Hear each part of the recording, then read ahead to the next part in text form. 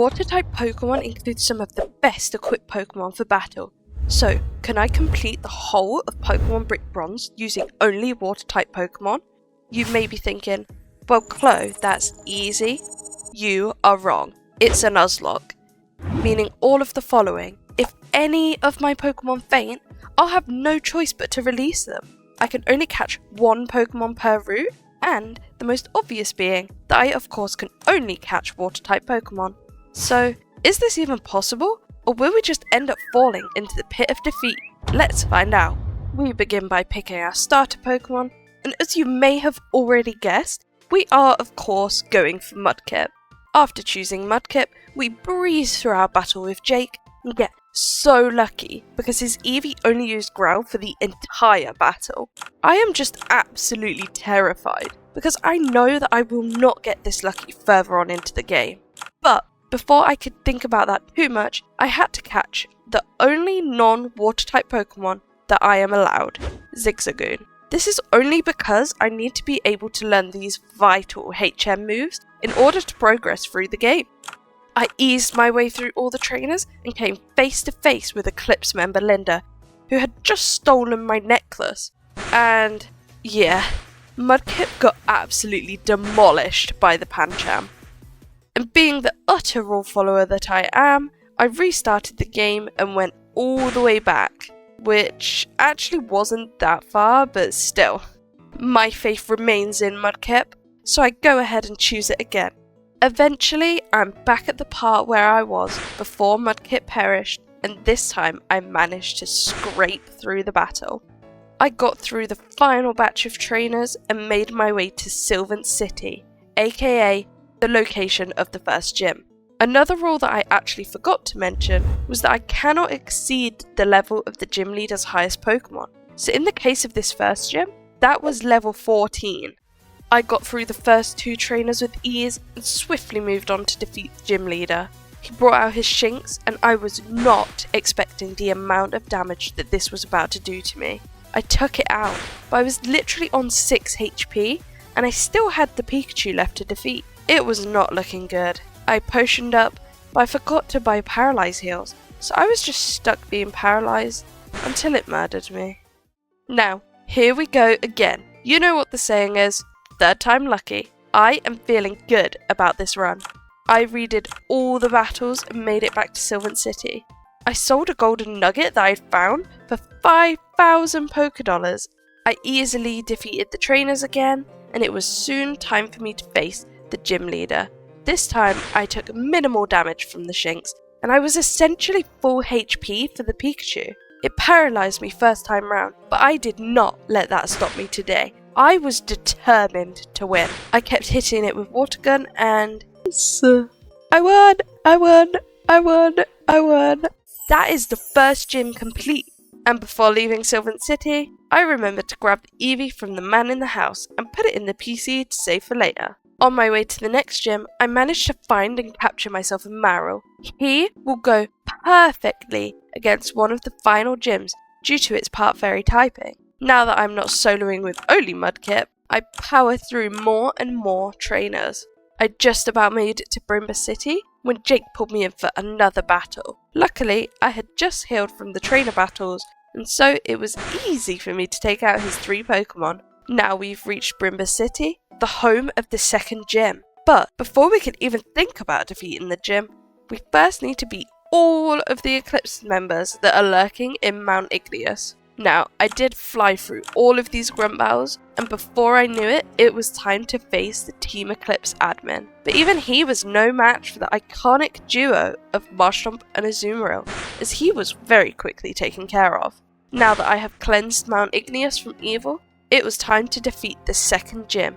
This was by far the easiest gym I would face in this entire challenge because water is super effective against fire. So I basically one-shot all of the trainers' Pokemon and had 0 issues defeating Gym Leader Sebastian. After gaining that epic win under our belts, we were looking to be right on track with this being our solid run-through.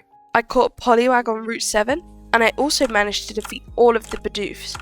I grabbed the old rod from the fisherman at Laguna Lake and caught a Magikarp. And yes, I do know that he is useless now, but later on, once he's evolved into Gyarados, I can tell you now, he will be carrying us through the hardest parts of this game. Now we have reached the dreaded double battles. All was going absolutely swimmingly, pardon the pun, until... Oh my gosh! No! My beloved Poliwag that we had been with for all of less than one route has perished. After that devastating funeral, I caught a Shellos to replace the member that we are already down by.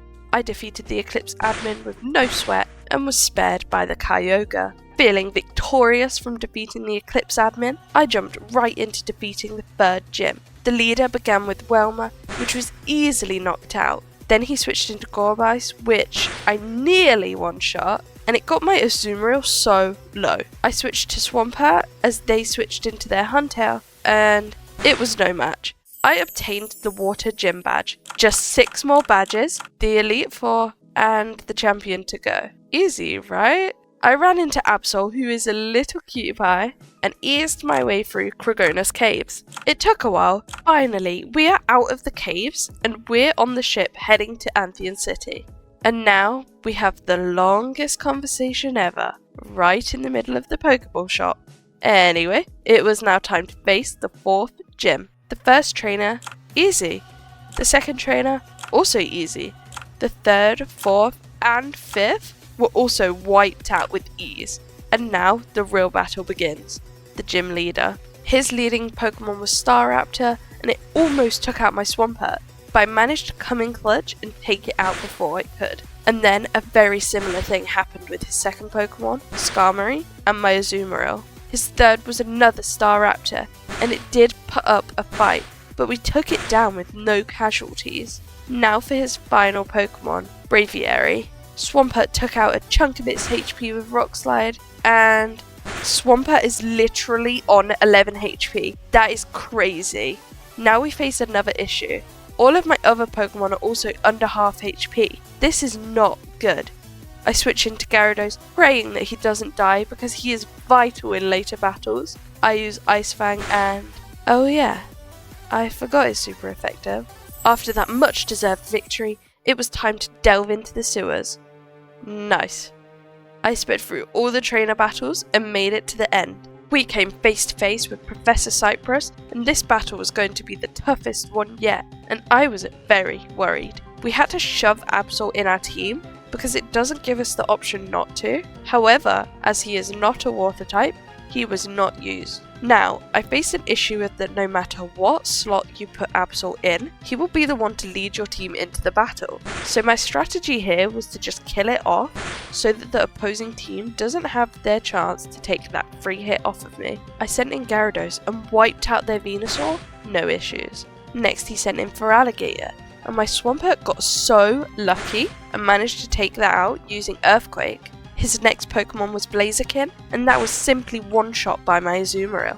Now, the other issue I was facing here was that I had actually forgotten to buy potions, so I had no way of healing. I decided to bring Gyarados back in to go against the Torterra. He demolished it in one shot using Ice Fang. His penultimate Pokemon was Samurott, and I put in my Gastrodon. It ended up forcing a switch out, and Swampert came in to finish it off. Maybe this bout isn't as difficult as I remembered it to be, because I then take care of his final Pokemon, Delphox, with a single Aqua Tail. Now, without any potions, I was stuck at low HP, and I had completely forgotten that you needed to battle the admin before you could go back to the Poké Center and heal. So I had to endure several explosions from each Electrode. This means it was basically inevitable that someone will perish here. At least the final 2 Pokemon were ones that water was super effective against. Otherwise, I'm afraid that Gastrodon wouldn't have been the only casualty here. Luckily, now that we were in Anthean, I was able to purchase the Water Stone and evolved Eevee we grabbed at the very beginning into Vaporeon. Not so luckily, we are still down 2 whole Pokemon from a full team. So if another perishes, we may be in deep trouble. We passed through the desert and made our way to Aradia. This is where the next gym resides. However, we needed to complete a boss battle against Team Eclipse before we could attempt the gym. From here we battled several grunts to gain the jewel back for the gym leader. The first grunt battle was going perfectly up until they sent in their Shiftry, which nearly ended up taking my Gyarados out. However, we still came out on top. The second grunt battle was a pain, to say the least. The Raichu was taken out easily. However, their second and final Pokemon was Trevenant. And well, oh my god. But again, we just managed to win, still with no casualties. Thankfully, it was only those 2 grunts that we needed to beat, and so we could now go and take our shot at defeating the gym. All of the trainers were swiftly taken care of, and all that was left was Ryan, the gym leader. He began with Quagsire, which I was using Gyarados against, and luckily for me, he kept using moves that were not even able to hit Gyarados, because I was doing hardly any damage to it. After that was eliminated, we easily defeated his Steelix, Claydol, Excadrill, and then also his final Pokemon, which was Mega Garchomp.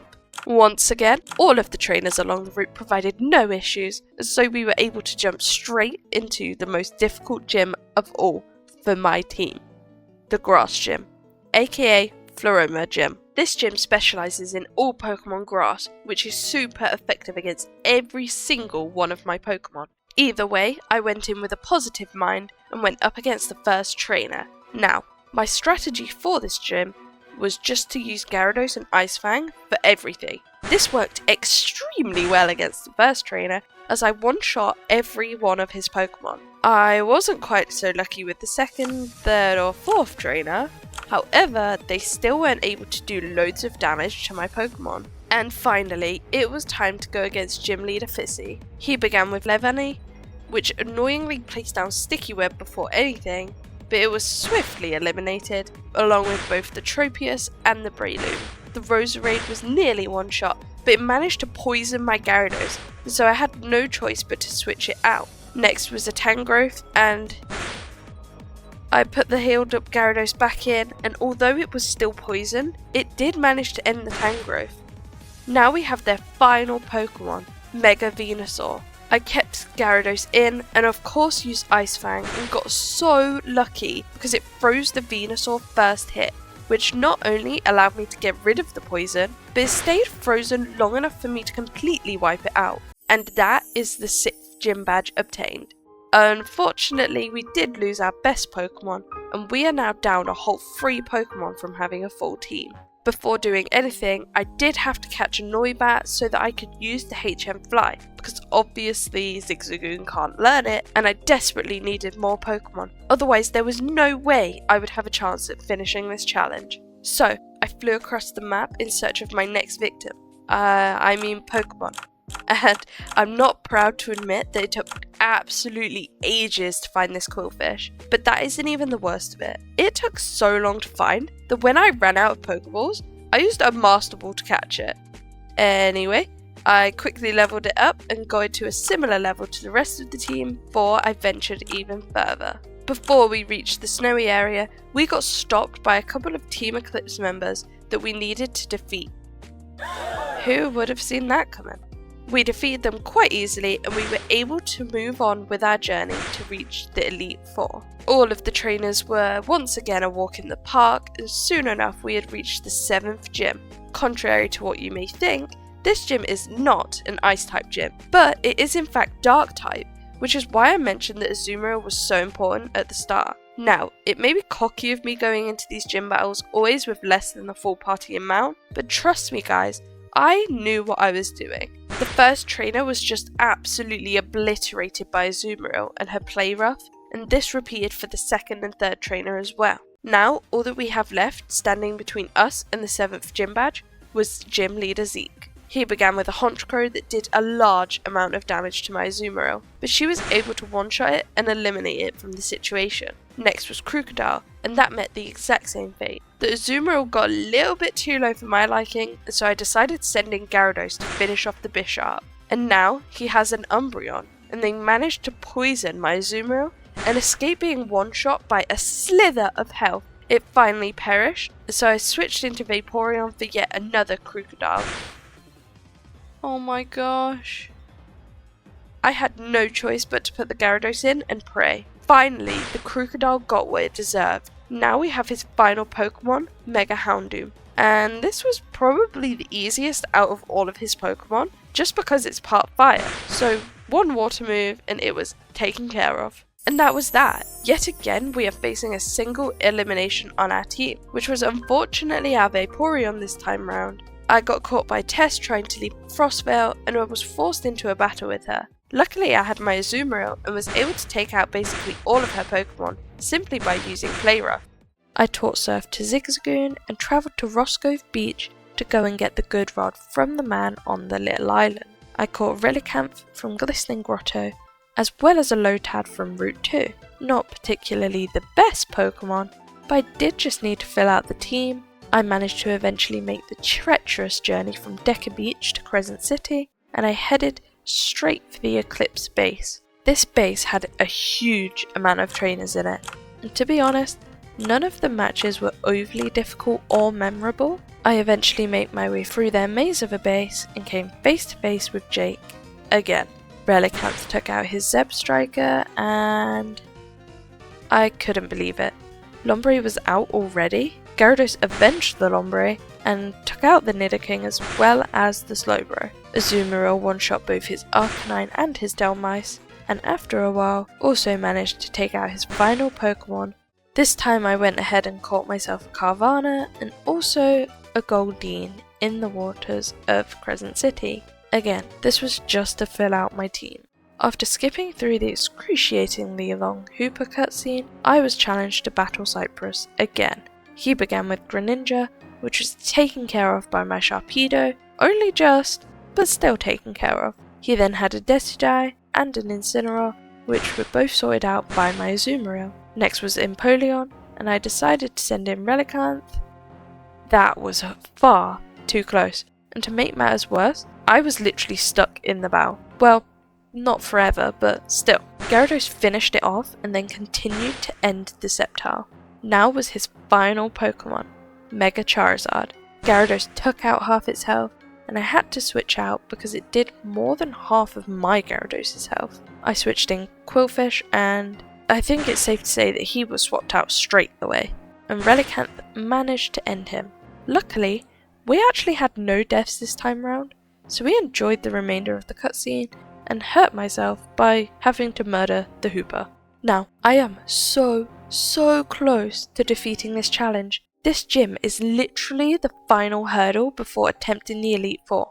The first trainer began with Gorbis, and I am kind of counting on Sharpedo to carry me through this gym. The Gorbis was taken care of, and next to go was Dugong, which fell victim to my Azumarill. The rest of the trainer battles were just as interesting as that one. Skipping right to the gym leader, Captain B, she started with a Gengar, which was immediately removed. Next was Decidueye, which very nearly sent my Sharpedo down, but luckily it went down first. She then had a Spiritomb, and I was just praying that I would come out on top here with 0 casualties. Miss Magius was after, and with a couple of Dark Pulses, it met its demise. Then we had Aegislash, which, if you didn't know, was the bane of my existence.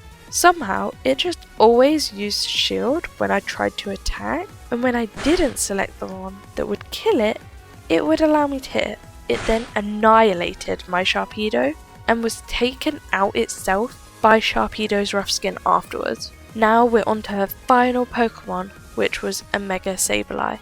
It nearly ended my Gyarados, and so I switched in Azumarill for Play Rough and took it out in a single hit. And there we have it, the 8th and final gym badge has been obtained. Unfortunately, this was not perfect because we did lose our beloved Sharpedo. Finally, we have made it to Victory Road, renowned for its excessive amount of trainers. And now, most of these battles were completely uneventful, but I will highlight parts, like this Pokemon. Because what on earth is this? Or like this? Yep. Bye bye Relicanth. Since we have lost 2 Pokemon yet again, I decided to catch whatever I could get in Victory Road, and that ended up being a Chinchou and a Wimpod too. And yes, before you begin, I know it's meant to be 1 per route, however, I completely forgot about this rule at this point, so we shall turn a blind eye to that and erase it from our memories. I leveled up all of the Pokemon to the correct level, mostly by rebattling the Chansey trainer, and I also managed to defeat all the trainers.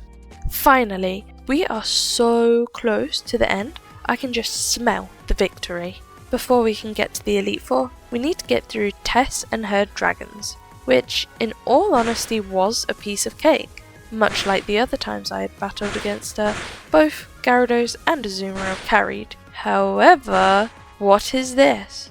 I cannot believe that I just let Mega Altaria, aka Tess's final Pokemon, take out my most prized possession. Now this is getting serious. I don't know if I can do this without Azumarill, but I will obviously still give it my best shot.